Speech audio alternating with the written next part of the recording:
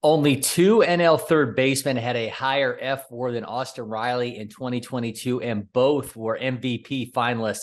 It was a career year for the Brave star who just keeps making a habit out of them. Welcome into another episode of BPTV. Cory McCartney and Grant McAuley with you. And our focus is on what went right and what went wrong for Austin Riley last season. And of course, what's next. And Grant, a whole lot went right in a 5-5 F4 season for Riley, which he became a first-time All-Star on his way to hitting 38 homers, 39 doubles, and a 142 weighted run created plus.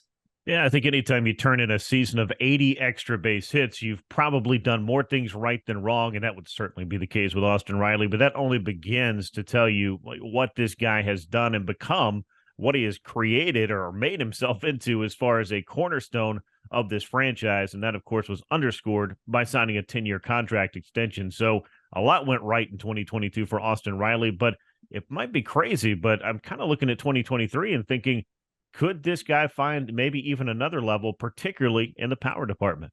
Yeah, I want to get into that in a moment. I mean, go back to 2022. I mean, he was simply a complete hitter, ranked in the top 4% or better in 7 different StatCast metrics, including exit velocity, weighted on base average, hard hit rate. Not to mention the strikeout rate was down, the walk rate was up.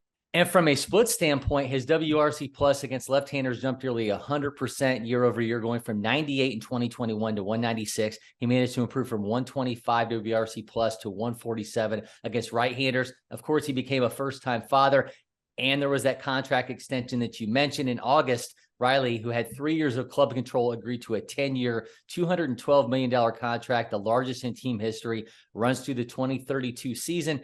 That deal back in the spotlight this week with the Red Sox inking Rafael Devers to an 11-year, $331 million extension.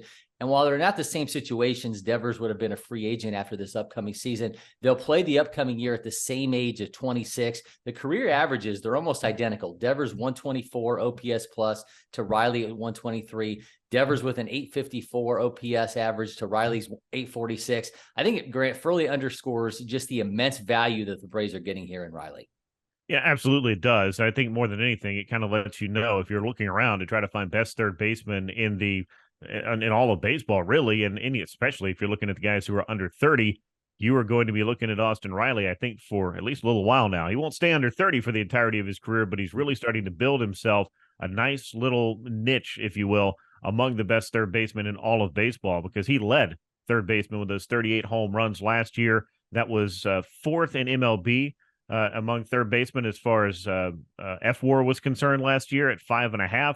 Pretty good season all told. The power is always going to be the thing that I think that carries him the most. I mean, because he led all qualified third basemen in ISO at 255 and was fourth with a 142 weighted run created plus. So he really just showed himself to be a good all-around hitter, built on that power and built, I think, to last for the Braves for a very long time.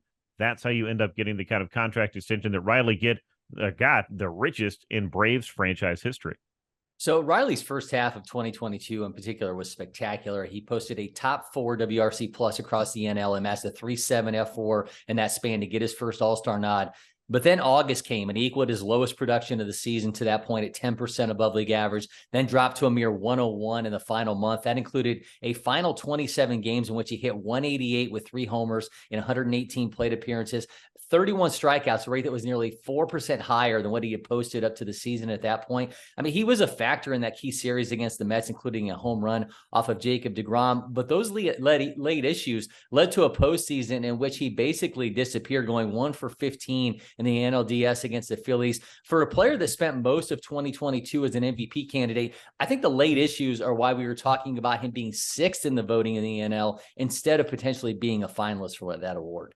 Yeah, I'd agree with that. I mean, the final 5-6 weeks of the season really took the shine off what was, to that point, what seemed like, I mean, he'd already had his breakout year in 2021, exploding onto the scene and finishing, I believe, 5th in MVP voting and having the kind of year that made you feel like he had arrived. Well, he did arrive, but you are going to have some peaks and valleys and some highs and lows over the course of your career and over the course of 162 games. The thing that I think separates Austin Riley for me among a lot of young players that I've seen is that the work ethic is always there. I mean, this guy continued to work and work to try to find his way out of that slump.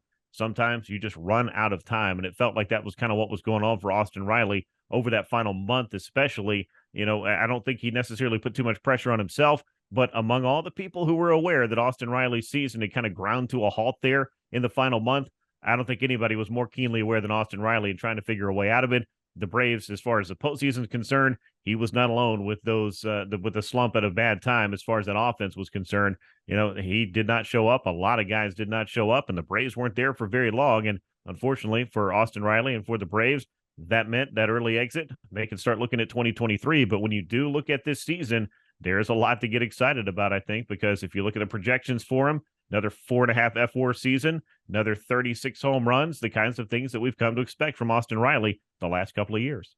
Okay, so let's get into that a little bit more. Steamers projections have Riley largely putting together an average of his last 2 years, 35 homers, a 274 average, 877 OPS, 136 WRC plus, and a 4.4 F4. That's sixth among all third basemen, third in the NL behind Nolan Arenado and Manny Machado. It's kind of a baseline that puts him in that MVP conversation on an annual basis. And Grant, I think the most exciting thing is to go back to July when Riley had a ridiculous 270 WRC plus. And I mean, I'm not saying that's sustainable for any extended period of time, but I think you realize that at 26 years old, which is 3 years of service time, we really don't know what the ceiling is for Austin Riley. No, not yet, but I think we've gotten glimpses of that. And when it comes to absolute ceilings, the highest of highs, I don't think you're ever going to top that July for Austin Riley, but I would love to see him try, because when you started talking about most extra base hits in a month in franchise history, and you start getting on lists where Hank Aaron's name is showing up routinely, that's a pretty exciting place to be for a 25-year-old player at that time. Now, Austin Riley, when he had his breakout season, had nearly a 900 OPS in 2021.